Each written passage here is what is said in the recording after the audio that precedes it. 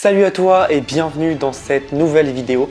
Aujourd'hui, je vais répondre à une question qui est: le e-commerce ne marche plus. Thomas, est-ce que le e-commerce marche encore? Ma question est toute simple. Évidemment que ça marche encore. Je vais t'expliquer pourquoi. Alors en fait, j'ai eu des questions comme ça pas mal de fois de personnes en fait qui assimilent déjà le e-commerce au dropshipping, alors que l'e-commerce c'est juste le fait de vendre en ligne. Mais après tu as plein de petits trucs, tu vois, tu peux le dropshipping, le print en demande, après tu peux faire de la fabrication maison, etc., ou tu peux même prendre du stock de toi ou le mettre sur Amazon, etc. Donc voilà, le e-commerce est beaucoup plus large que juste du dropshipping. Donc en gros, quand les gens disent est-ce que le e-commerce marche encore, ils veulent souvent dire est-ce que le dropshipping marche encore? Évidemment. Évidemment que ça marche encore. Déjà, petite stat, alors ça ne sera pas précis dans les chiffres, hein, mais petite stat en gros, chaque année en France, le e-commerce croît de, je crois, entre 17 et 20% par an. Donc c'est juste énorme et tu vois qu'il y a une croissance qui est phénoménale, une croissance à 2 chiffres.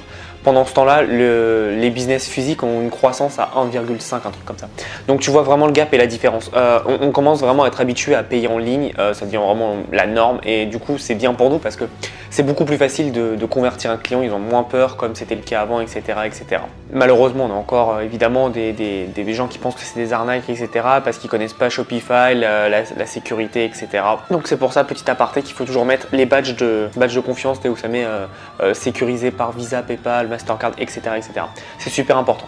Ok, donc maintenant qu'on a fait ça, donc tu vois, tu as des chiffres, c'est super important, mais ensuite, est-ce que ça marche encore? Évidemment que ça marche encore. Tu vois des gens tous les jours qui ont fait des fortunes avec le dropshipping. Franchement, c'est juste dingue de se dire qu'un produit qu'on n'a pas, on peut gagner énormément d'argent. Faut juste être malin. Et en fait, ce que les gens comprennent pas, c'est que le dropshipping, comme moi je l'ai connu, moi je suis arrivé à peu près dans le dropshipping il y a 1 an et demi. Et c'était vraiment la fin de l'Eldorado, on va dire. C'est-à-dire que tu mettais un produit, tu foutais une pub toute pourrie, t'envoyais ça sur Facebook et tu faisais des ventes. Moi je suis arrivé vraiment à la fin. Donc j'ai fait très peu de ventes parce que j'étais pas autant formé que maintenant évidemment, mais j'en ai profité un peu et j'ai vu quand même que ça s'est bien changé à partir, on va dire, de septembre 2017, je trouve. Enfin, ça s'est atténué et septembre 2017 il y a vraiment eu un gap et un changement de mindset au sein du dropshipping en France, et on est vraiment passé à quelque chose de faut vendre une marque maintenant.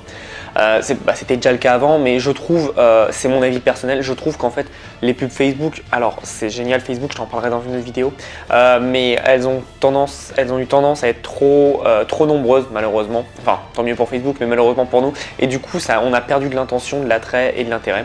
À ça aussi, tu ajoutes l'algorithme de Facebook qui a changé, etc. Donc ça a été un peu plus difficile et c'est pour ça qu'il fallait mieux mettre en avant une marque, un esprit.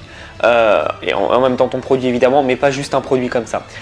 C'est pour ça que le dropshipping est devenu compliqué, enfin plus compliqué parce que ça reste quand même très facile par rapport à si tu veux créer un restaurant et que tu dois lâcher 300 000 €, tu vois ce que je veux dire. Ça reste quand même un peu plus compliqué que ce que ça ne l'était avant. En revanche, ça marche toujours, il y a des gens qui font des fortunes. Moi ça m'est arrivé la semaine dernière, tu vois, j'ai fait un test sur un produit. Pas que je veux créer une marque avec, mais j'ai fait un petit test, tu vois, j'ai lâché un peu de budget, j'ai réussi à faire 1 000 € comme ça. Parce que je connais les démarches, je connais maintenant comment faut faire, l'état d'esprit qu'il faut avoir. Et il faut arrêter de penser qu'en fait tu mets une pub et ça lance. Beaucoup de gens pensent ça et du coup ils n'y arrivent pas. C'est comme les gens qui trouvent pas leur niche. Franchement, il faut arrêter de penser que tu as la niche des chats par exemple, que tout le monde a, qui est sursaturée, que toi si tu fais des pubs, tu vas y arriver. C'est pas le cas. Tu peux ne pas réussir, même si des gens réussissent. Et en fait, ça tient à un truc tout bête, ça s'appelle le marketing. Et le problème dans le e-commerce en général, en France, ou même dans le monde, c'est qu'on n'explique pas beaucoup de marketing alors que c'est l'élément le plus important. Le marketing, pour ceux qui ne savent pas, c'est l'art de savoir vendre. Et j'essaye vraiment de l'inculquer le plus possible, le marketing, d'avoir une offre spéciale qui va te différencier. Tu vois, si par exemple, tu avais Nike et Adidas qui sortent exactement la même chaussure au même moment, au même endroit, c'est juste la valeur de la marque qui va vendre au plus. Et comme c'est Nike, Nike va vendre beaucoup plus. Mais si Adidas ou Nike ne se différencient pas l'un de l'autre, les deux vont perdre parce qu'en fait, ce qui fait que les gens achètent chez toi, c'est l'élément en plus, le truc en plus. C'est je sais pas, une livraison gratuite, une livraison en 24-48 heures. T'achètes un produit, t'en as un offert. Je sais pas, tu vois, c'est ce qu'on appelle l'offre marketing et c'est super important. Donc le dropshipping marche encore évidemment. Par contre, il faut juste créer une offre marketing derrière, il faut juste créer un concept et tiens, un concept comme ça, si tu fais un truc pour les chats, tu vois, si tu achètes, tu donnes 10%, 2% ou autant que tu veux à une association. Et voilà, tu vois, il faut vraiment penser comme ça. Alors, Faut vraiment le faire par contre si tu fais ça parce que c'est un engagement quand même. Mais ce que je veux te dire c'est qu'il faut vraiment créer un truc qui fait qu'on te retient que c'est toi. Et le problème du dropshipping actuellement en France, et c'est pour ça que j'aime de moins en moins et que j'en fais très peu, c'est parce que tu as un produit, tu as le même que tout le monde et personne ne se démarque. C'est un site plat, vide et qui n'apporte rien et c'est juste un produit que toi tu le fais, moi je le fais, on pourra avoir le même. Sans que ça se démarque, tu vois. Et c'est ça qui me dérange un peu dans le dropshipping. Mais t'en as qui le font très bien, c'est-à-dire qui installent un esprit de marque et qui arrivent à faire des choses mais juste dingues. Donc non, le dropshipping n'est pas mort. Faut vraiment penser à ça. C'est juste quand tu crées ton site, peu importe ta niche, tu vois, toutes les niches peuvent marcher. Si tu vois que tu as des magasins dans la rue de telle ou telle pratique. Quand je dis pratique, parce que je pense au sport, mais par exemple, tu as des magasins de golf, des magasins de sport, etc. Tu as des magasins pour animaux, tu as des trucs de yoga, de sport. Enfin bref, voilà, je te fais pas tout faire toutes les niches, mais dis-toi que s'il y en a dans la rue, donc des gens qui ont investi quand même un loyer, qui ont investi du stock, ça veut dire que ça marche et qu'il y a des clients. Donc c'est vraiment, tout se passe au niveau du marketing, de la qualité perçue. Évidemment, on ne prend pas des produits pourris, mais toujours la qualité en avant. Alors peut-être que tu rogneras un peu sur ta marge, mais je t'assure que la satisfaction client, ça vaut toutes les marges possibles, je t'assure. Parce que si un client n'est pas satisfait, tu vas te faire pourrir. Il y avait l'histoire d'un entrepreneur en e-commerce en France qui je le connais pas de loin, de près, donc je connais pas son histoire précisément, c'est juste qu'on m'a dit. Mais tu vois, qui a commencé à faire un site et il a fait énormément de ventes, sauf qu'il n'envoyait pas les produits. Du coup, tu vois, il y a eu un groupe et une page Facebook créée contre lui, ils ont porté plainte, etc. Tu vois, donc ça peut aller très vite. Donc fais vraiment gaffe à tout ça. Ton client doit être ta priorité à chaque fois. Le client a toujours raison, je sais que c'est horrible parce que parfois, parfois ils peuvent être chiants, etc. Ils peuvent être pointilleux, mais le client a toujours raison et tu dois toujours aller dans son sens, dans la limite du possible évidemment. Donc voilà, pense vraiment à ça. En tout cas, le dropshipping n'est pas mort, il faut juste le faire différemment que ce que c'était le cas en 2017, 2016, parce que maintenant les gens se sont habitués à voir des pubs de dropshipping partout. Et l'idée, c'est vraiment qu'ils commencent à comprendre comment faire pour avoir une marque et pour avoir une valeur quand ils achètent ton produit.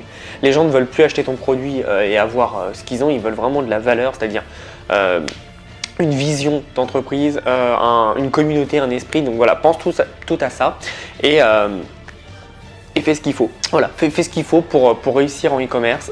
Moi, je te donne plein de techniques dans toutes mes vidéos. Donc, n'hésite pas à les mettre en place parce que ça va beaucoup t'aider et il faut arrêter de faire du dropshipping comme c'était le cas, c'est-à-dire prendre un produit, une photo et foutre sur Facebook pour faire une pub, ça ne marche plus, vraiment. Il faut vraiment avoir une démarche derrière marketing produit. Donc voilà, c'est tout pour cette vidéo. Si tu ne veux pas faire du dropshipping mais que tu veux passer à autre chose, c'est-à-dire print on demand qui est là, c'est le fait d'avoir des designs. Et quand ton client commande, ton entreprise fournisseur va imprimer ton t-shirt et va l'envoyer à ton client. Donc c'est une forme de dropshipping, mais c'est des produits qui t'appartiennent à toi parce que c'est tes designs. Et donc au pire, vous êtes un ou deux à avoir le même design parce qu'il y a des gens qui copient malheureusement. Mais voilà, tu es tranquille et t'as pas toute la concurrence où si par exemple tu fais je sais pas, un collier pour chien, vous êtes 500 000 à le faire. Là, tu es vraiment sur des produits qui t'appartiennent qu'à toi et c'est plutôt pas mal parce que tu peux le mettre sur des mugs, sur des t-shirts, sur des coussins, des rideaux, des coques d'iPhone, etc., etc. Enfin, tu peux vraiment faire énormément de choses. Donc si tu vas aller plus loin avec ça, tu as dans la description une liste de 50 idées de niche. Tu rentres ton email et je t'envoie des idées de niche avec le nom de la niche et surtout les designs que tu peux utiliser selon plusieurs niches. Donc c'est plutôt pas mal pour toi. C'est des designs qui ont fait leurs preuves, donc je sais qu'ils marchent. J'en utilise moi-même certains et j'ai fait pas mal d'argent avec, donc voilà. N'hésite pas à aller voir et si tu vas aller encore plus loin, j'ai ma formation Print on Demand Academy où là je t'apprends de A à Z comment faire un business de print on demand ou une marque carrément en restant de chez toi, donc c'est plutôt pas mal. Et comme je te l'ai dit, t'as pas de stock, t'as rien à gérer, t'as juste le marketing à gérer, donc c'est plutôt pas mal. Voilà, c'est tout pour cette petite vidéo. On se rejoint dans une prochaine vidéo. En attendant, passe à l'action. À bientôt.